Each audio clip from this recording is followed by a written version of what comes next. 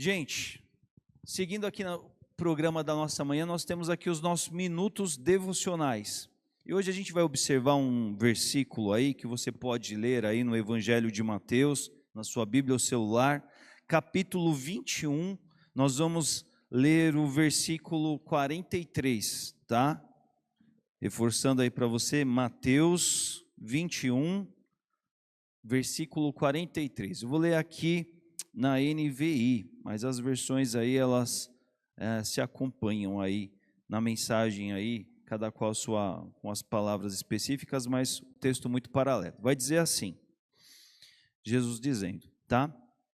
Portanto, eu lhes digo que o reino de Deus será tirado de vocês e será dado a um povo que dê os frutos do reino. Olha só a mensagem de Jesus, não é? Aquele seu público ali. Olha, eu lhes digo que o reino de Deus será tirado de vocês e será dado a um povo que dê os frutos do reino. O que está acontecendo aqui no capítulo 21, né, do Evangelho de Mateus, que o texto aí registra para a gente? É um capítulo relativamente longo, tem bastante coisa, mas nessa parte final do capítulo, Jesus está falando com os judeus do seu tempo. Gente que questionava sua autoridade, gente que descredibilizava Jesus, gente que não estava vivendo o reino, não estava aprendendo, não estava exercitando a oportunidade que eles tinham naqueles tempos. Vocês já pensaram, gente, a oportunidade que seria se Jesus tivesse vindo hoje no nosso tempo, a oportunidade de você estar com Jesus, de você ouvir o próprio Jesus ensinando, de você poder aproveitar tudo aquilo que ele tinha para dizer, que coisa boa era essa?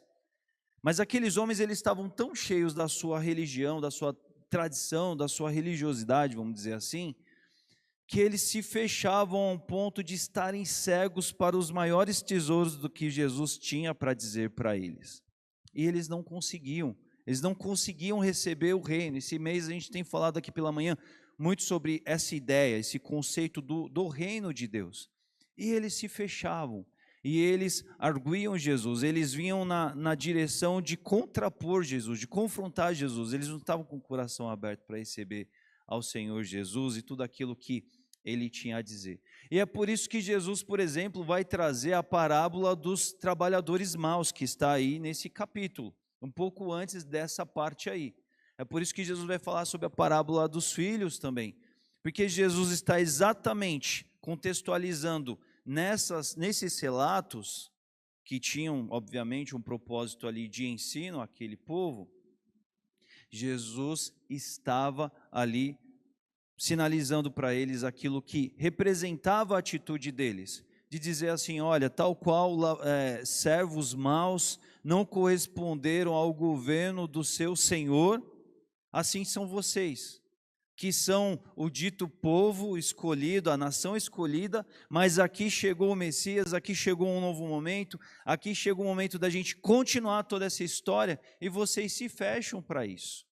E aí é interessante que a gente vê esse versículo que a gente leu aqui nessa manhã, porque o que Jesus disse, ele coloca assim, eu digo a vocês que o reino de Deus, a gente tem visto nesses dias, não é? O reino que Jesus configurou, implantou a partir da sua obra ali na cruz do Calvário, ele será tirado de vocês e será dado a um povo que dê os frutos do reino. E aí hoje, nós que estamos aqui há 2000 anos depois de tudo isso praticamente, né, arredondando acontecer, a gente vê que foi exatamente o que na progressão da história de Deus com seu povo aconteceu.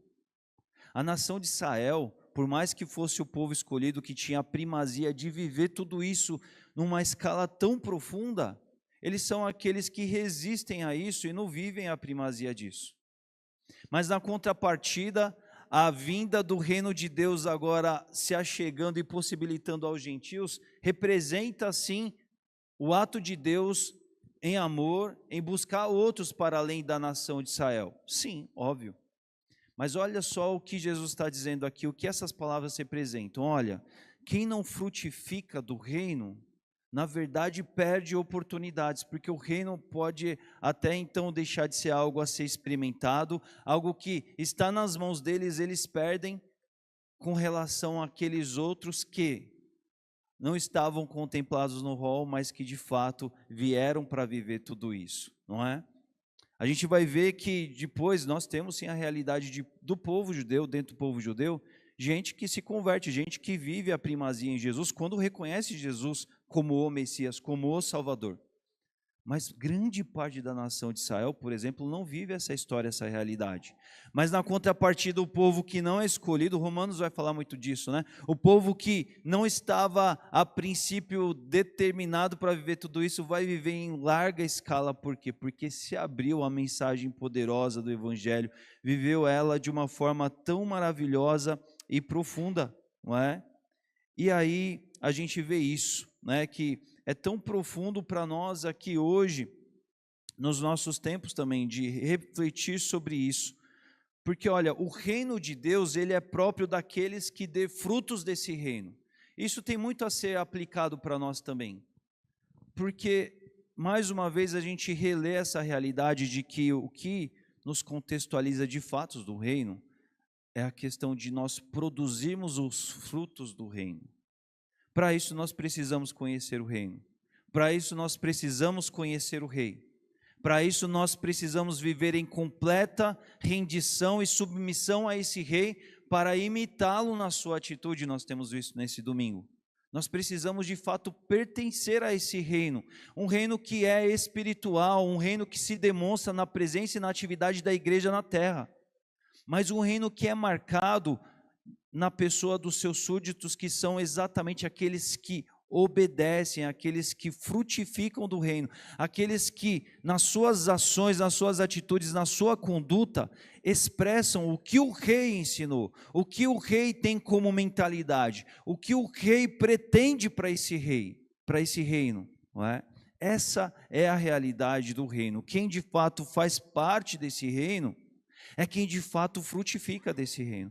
E algo que é interessante, que a gente vê na história, e tantas vezes também na realidade da igreja local, que quantas vezes a gente já viu gente que participou do reino de Deus aqui, daquilo que a gente dá um nome de reino de Deus, que é a realidade da igreja local, passa um tempo, fica por um tempo, mas às vezes depois se vão, não é verdade? É muito triste quando isso acontece. E sabe por que isso acontece tantas vezes? Porque, primeiro que é do homem, não é? Às vezes viver ciclos, fases, e quando tudo que se vive vindo para a igreja são somente ciclos humanos, fases humanas, isso não tem uma raiz espiritual, isso vai passar como tantas outras coisas passam.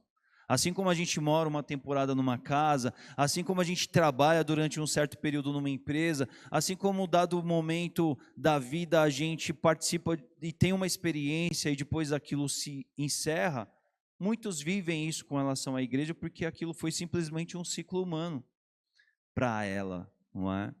Mas aqui a gente também vai perceber que o reino de Deus, ele se efetiva, ele se concretiza na realidade também daquele que de fato pertence ao reino, porque nisso a gente encontra aquele conceito que é muito real, muito verdadeiro da caminhada e vida cristã, que é a qual? A da permanência, ou em outras palavras, né, em uma outra palavra, uma palavra mais de outros tempos, mas que reflete isso também, a perseverança, a persistência, a continuidade, porque aquele que é do reino, ele cresce em meio ao reino, porque ele frutifica do reino, porque a árvore que dá frutos é aquela árvore que vive um ciclo perfeito, não é? Aquela árvore que ela cresce, ela tem a oportunidade de ter os seus nutrientes, de ser bem nutrida, alimentada, e a partir dessa existência em condições ideais, ela vai frutificar, ela vai ter o que é próprio dela, e ela vai cumprir o seu papel de árvore, porque de fato ela oferece o seu fruto, ela dá para o mundo aquilo que ela foi feita para dar. E quando nós estamos no reino, a gente não está no reino só para fazer números, só para ser volume, mas nós estamos no reino para frutificar do reino. E em vista disso, nós precisamos entender a importância de nós exercermos essa cidadania, esse pertencimento ao reino de uma forma profunda, verdadeira, real, não vaga, não rasa, não por partes, não por fragmentos, mas sermos de fato comprometidos em pertencer a esse reino e estender esse reino. Usufruir desse reino, mas continuar e promover esse reino para que outros venham ter parte nele também, não é? E isso numa experiência de continuar, de persistir, de avançar, de uma forma que o reino se confirma cada vez mais para as nossas vidas. O reino, ele não é uma experiência temporal, um ciclo, uma fase, alguns meses, alguns anos em qual eu estive envolvido com o reino de Deus, com alguma igreja ou com algumas igrejas e por aí vai. Mas o reino de Deus é uma realidade que chegou para a minha vida, que me tornou membro participante dessa história, e eu vim para ficar porque eu amo esse lugar, eu não me vejo em outro lugar, eu não desejo outro lugar, mas eu quero cada dia mais transpirar desse propósito e viver a bênção de estar nessa realidade para a qual Jesus, por meio da sua obra, me trouxe para viver, não é? Então, meus irmãos, pensem nisso, pensem sobre os frutos do reino. Pense o quanto do reino você tem frutificado. Pense que o dono da videira, ele é aquele que poda para que ela dê mais frutos. Então, se você tem visto os frutos do reino na sua vida, glória a Deus por isso, porque todo o processo, tudo vem dele. Mas pense assim, olha, o dono ainda quer te podar para que você ofereça muito mais, para que você frutifique muito mais, para que essa seja uma história maravilhosa da qual você queira participar e expressar muito mais. E nisso o reino cresce, avança e se amplia por meio das nossas vidas. Amém?